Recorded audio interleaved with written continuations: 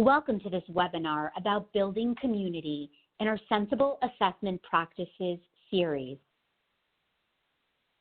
All webinar topics are designed to support teachers and include the start of the school year, beginning with units designed for success, the instruction and assessment cycle, and focusing on sensible assessment practices. This webinar, Building Community, discusses the importance of community building activities for both remote and in-person classes at the start of the school year. We are focusing on community building because teachers are going to find dramatic disparities in students' experiences during the shutdown. Whether learning at home or in the classroom, it is essential to create a community in which students can experience a sense of belonging and acceptance, regardless of their personal, family, and community experiences, particularly in the context of this pandemic. Teachers need to build a foundation of trust and safety before they can effectively focus on academic instruction in the year. As you are planning for the reopening of school, either in person or remotely, take the time to build a well-thought-out plan that supports the whole student, beginning with building community. The most critical assessment that teams, both vertical and horizontal, should consider is one centered on their students' social and emotional health. Students may have experienced trauma, including financial instability, food insecurity, or health issues due to the pandemic. Some children have suffered the loss of a home or the loss of family or friends. As they return to school, they may be experiencing a range of traumatic experiences and emotions, such as anxiety, fear, and sadness, that will continue to impact them in predictable and unpredictable ways throughout the year. When learners have to focus their attention on having basic needs met or avoiding a negative experience, they cannot concentrate on the learning process or meet the cognitive demands that are necessary when learning new skills. However, before these experiences and feelings can be explored and validated, students need an environment that promotes safety and trust, one in which they feel welcome and connected, providing opportunities for open communication with their teachers and classmates. While this work might be better in person, a classroom community can also be developed in virtual learning environments through icebreaker introductions, virtual theme weeks, personalized videos, teacher office hours, and one-on-one check-ins. It is about making connections and establishing relationships.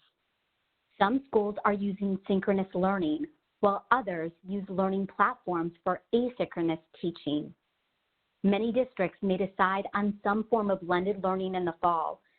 Regardless of platform or location, these suggestions will support you as you prepare students mentally to engage in learning. Without taking the time to build community at the outset, any formal learning and subsequent assessment may artificially depress student achievement. A safe and inclusive learning environment fosters creativity, inspiration, and deeper learning. In this webinar, we will provide information on classroom community building and ideas to establish norms in the fall of the year. Districts and schools need to engage all possible supports for students prior to the first day of school. Resources for academic, behavioral, and social-emotional support are available on the CSDE COVID-19 Resources for Families and Educators webpage. Teachers will need to be proactive in their planning rather than waiting until a problem presents itself to employ these various supports. The Connecticut State Board of Education has adjusted calendar requirements so districts have additional planning time to develop procedures and gather supports for teachers, students, and families. Students who are returning to school have experienced different environments and behavior expectations. School staff should focus on directly teaching and modeling age and grade appropriate behaviors they expect to see from their students even more than they have in the past. It is imperative that students are provided with predictable environments that are safe and inclusive. Having a well-designed, consistent continuum of support, engaging appropriate school staff in a timely manner, and regularly communicating with families will facilitate a smoother transition for both students and teachers. Be prepared for students to exhibit behaviors based on their potentially high levels of sadness, anxiety, depression, fear, and even anger. These behaviors may present themselves in a variety of ways and can vary across from days or times within the day. Students will be incredibly vulnerable. Continue to reinforce positive behaviors and skills you want repeated rather than being punitive. Recognize when behaviors indicate that a child needs more individualized assistance and engage appropriate mental health professionals such as school psychologists, school counselors, and school social workers. Teachers across Connecticut are amazing and demonstrated their exceptional abilities when switching from in-school to remote teaching at the drop of a hat. Students, like teachers, suddenly had to change the ways they learned and interacted with each other and the curriculum. As school restarts, remember to meet the child where they are. It is not beneficial to initially focus on deficits. Rather, identify and build on students' current strengths. To create a strong community of students ready to learn, teachers and schools should not focus on what was lost while schools were closed. Starting the school year by administering an assessment will work against the building of this new community and can only provide questionable information at this early point in time. It is extremely important that students are not labeled as they return to school. For the last several months, parents have been in step with what their children are learning. As communities are being rebuilt in school, it's important to enhance relationships with the parents as well. Engage parents and let them know what's happening in the classroom at the start of the year and beyond. Share your strategies and thoughts with them. Planning how to regularly communicate with parents prior to returning to school will keep them involved and ultimately provide consistent support for students at school and at home. As you learn about the specific hardships children and their families faced, you may be able to provide access to resources for those families who need them. Additionally, encourage parents to ask questions and share feedback about concerns they have as their child returns to school for either remote or in-person classes. Family partnership is an essential component to the school community and learning process. Implement multiple ways to engage with families, remembering families may be defined in a variety of ways, including parents, guardians, foster parents, grandparents, or other relatives. Ensuring you're aware of the most important people in your students' lives is critical to showing each student that you value these relationships. Consider creative ways to provide opportunities to engage that make families comfortable. This may take the form of cooking, eating a snack, playing a game together virtually, or conducting a phone call with the student and other family members. Be clear about methods and times to reach out to you to express thoughts or concerns so parents feel validated. Be certain that families who are not speakers of English have access to all information in their native language. Ask for parental assistance to better understand your child's thoughts or actions. When asking for support from families on skill development, make sure directions are clear and provide a model. Contact can be in the form of an email, FaceTime, Google Duo, text, or a traditional phone call. Determining and using the family's preferred method of contact and communicating consistently alleviates miscommunication and builds partnerships. Furthermore, depending on the type of communication used, families can refer back to the information when necessary. For example, provide a memo each Friday about plans for the upcoming week. email that memo to families, and provide paper alerts to families who might not have access to computers or email.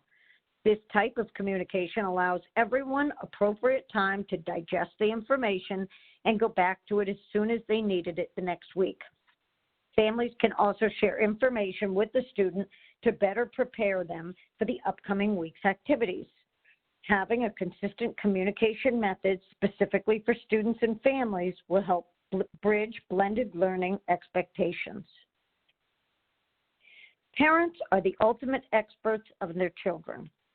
By engaging families, you will reap the benefits of their experience as well as making them a partner in the success of your students. One of the most important ways to help students feel safe and more in control is to build daily routines. Many elementary classrooms use morning meetings to check in with students and state the goals for the day. Even with asynchronous distinct teaching and learning or packets of work that go home, this routine is still possible. Students who know the expectations may have increased agency and accountability in their learning. Students with disabilities, emotional support needs, and language learners all benefit from established routines, particularly when provided with visual supports for these routines. For distance learning, there are multiple options available to create check-in meetings or opportunities to chat and sites to share videos. Some sites that offer the ability to record and share information are Seesaw, Flipgrid, or a private YouTube channel. Flipgrid, YouTube, Padlet, and aspects of Google Classroom don't require a paid account to utilize these tools. If you are looking for ways to work online with your classroom meetings, check out the Cedar Center's Virtual Toolkit for moving to online learning. Direct teaching of classroom norms and the modeling of how to manage a schedule early in the year will create more student independence and better learning opportunities. When possible, facilitate classroom meetings in collaboration with school-employed mental health professionals such as psychologists, counselors, and social workers to allow students to collectively process their experiences. This type of activity may need to occur more than once during the first few weeks of reentry and may need to evolve into higher levels of support during the school year. Teachers will need to directly teach or even reteach the expectations for in-person and virtual environments. Model respectful behavior and encourage students to advocate for themselves if they feel they need to connect with support staff. Consider practicing role play to provide the students with language and means to connect with appropriate staff. Returning students have experienced varied levels of structure and behavioral expectations during school closures. These conditions, combined with students' varied ability levels to regulate their emotions and understand the perspective of others, support the purposeful inclusion of social-emotional learning for all students. Social-emotional learning is the process through which children and adults achieve emotional intelligence through the competencies of self-awareness, self-management, social awareness, relationship skills, and responsible decision-making. Encourage students and families to make time to focus on the present, being intentional and thoughtful about where they are and how they're feeling. Be sure to practice this for yourself as well. There are several methods that can help students practice this skill, such as belly breathing, blowing bubbles, or guided meditation. Through the direct teaching of self-awareness, students will develop better coping skills and ultimately practice better decision-making. Although it's critical to support the use of masks of some kind for safety, teachers will need to understand that masks do not provide optimal access to speech, lip reading, or facial expressions. Masks are a communication barrier for students who are deaf or hard of hearing, English learners, and students with disabilities. Masks distort sounds and make it more difficult for many students to understand what's being said. Students with respiratory conditions may need additional considerations to maintain appropriate safety protocols. Consider wearing clear masks or face shields that provide personal safety while also ensuring greater access to communication, both verbal and nonverbal. Acknowledge the loss from the very start. Acknowledge that each learner has a set of unique, varied experiences during the COVID outbreak. Allow opportunities for children to talk about the process, these experiences, while focusing on things that they have control over, such as wearing masks, social distancing, and frequent hand washing to keep themselves and loved ones safe. Encourage students to problem solve and share ideas for tackling their biggest worries and concerns. These conversations build cohesion, break down barriers, and validate experiences while also empowering children to focus on the things in their lives over which they have control. In order to avoid labeling, as previously discussed, do not focus on deficits. Rather, accentuate the student's strengths. Recognize that each student has his or her own varied experiences and meet them where they are, which may look different throughout the day and over time, depending on internal and external factors in the student's personal life. To foster inclusivity, do not label or pigeonhole students. Keep in mind the stigma and racism as a result of or intensified by the pandemic. Students may have experience which may include race, ethnicity, or socioeconomic status. Shift from deficit framing and focus on the student's assets. Look for each student's unique strengths and assets and build upon them through recognition, empathy, and validation. These teacher expectations will give students the confidence and encouragement they need to be successful participants and drivers in their learning process. As teachers promote safe and healthy learning environments, they are smoothing the pathway for learning. As you meet your students where they are, provide regular check-ins so that students can talk to you about the concerns they bring with them to school. For example, provide validation whenever possible by saying something like, "I know this might feel scary or overwhelming." Encourage them to engage in activities that help them self-regulate, such as exercise, deep breathing, regular routines that promote self-care, rest, and a healthy diet. Teachers should carefully observe signs for students in distress and offer more personalized support from the school team. Given that student responses to stressful events are unique and varied, some students will exhibit behaviors such as irritability or clinginess, while others may regress, demand extra attention, or have difficulty with self-care, sleeping, and eating. Teachers will need to directly teach, reteach, and model expectations for school and virtual environments. Not every child will feel comfortable talking about their experiences or worries. Some students may not even have the language skills to be able to name their set of experiences and feelings. Teachers may use a variety of modalities to support student experiences through art, music, games, journal writing, and other activities that promote self-reflection and expression. Furthermore, teachers can model empathy and patience so that students can apply these same strategies when they encounter peers who are struggling. Teachers can promote accessible instruction by incorporating the principles of universal design for learning, which will be discussed more in the next webinar, beginning with units designed for success. Universal design for learning is included in the Every Student Succeeds Act and is a scientifically valid framework for guiding educational practice that provides flexibility in the ways information is presented, in the ways students respond or demonstrate knowledge and skills, and in the ways students are engaged.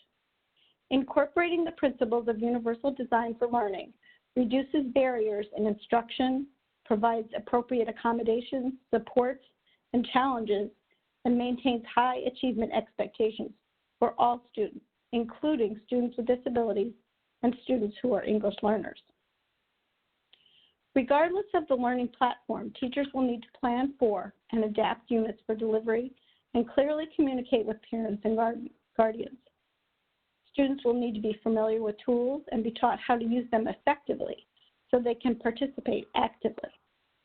This same information will need to be shared with families to ensure that they are also engaged in the education of their children.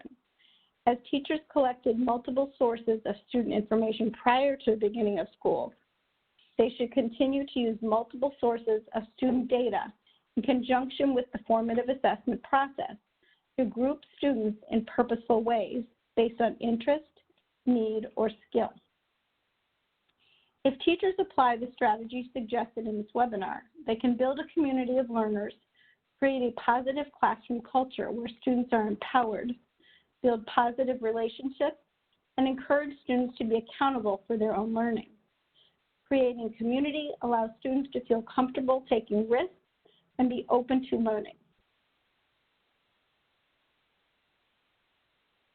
The Connecticut State Department of Education continues to provide guidance resources for districts to support the reopening of schools in the fall.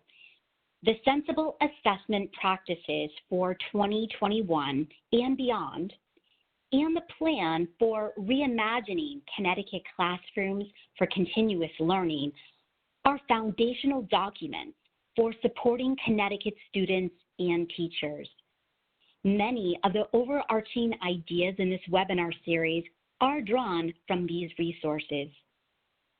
Connecticut's Plan for School Reopening in Fall 2020, Adapt, Advance, Achieve, Connecticut's Plan to Learn and Grow Together, is the third of our foundational resources, and the plan expects districts to provide robust educational learning options to those students who choose temporarily not to participate in the in-school program due to individual considerations.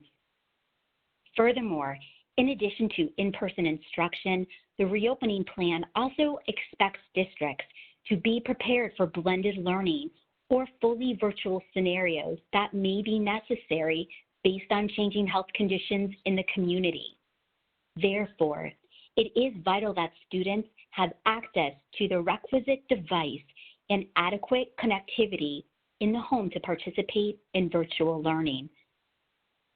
The CSDE is making available nearly $100 million in federal funds to local school districts through the CARES Act. Some of these resources will be directed toward those students for whom devices and/or connectivity may be barriers to the full participation in virtual learning. To close the digital divide in Connecticut and empower students across the state to learn from home, Governor Lamont recently announced that his administration is launching the Everybody Learns initiative to fill any device and/or connectivity gap that may still remain.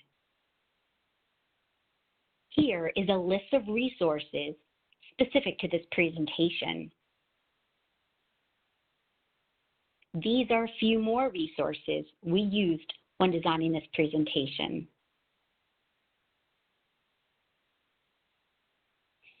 Please contact the Connecticut State Department of Education staff in the Performance Office with any questions you might have. Thank you.